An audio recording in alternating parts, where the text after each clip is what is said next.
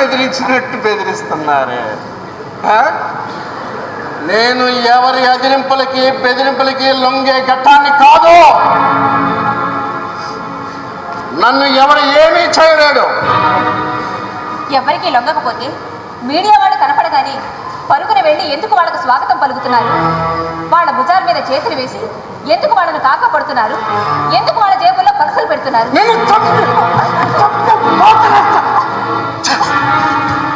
చూడండి, ఆ బీరువాలో మూలుగుతున్న ఆస్తుల్ని ఒక్కసారి చూడండి. పిల్లల పేరున, చుట్టాల పేరున, ఉన్న వాళ్ళ పేరున, లేని వాళ్ళ పేరున, పుట్టిన వాళ్ళ పేరున, పుట్టబోయే వాళ్ళ పేరున, ఆఖరికి కుక్కల పేరున, గాడుదల పేరున కూడా మీరు కొన్న భూములు. ఏం చేసుకుంటారండి ఆ భూములని?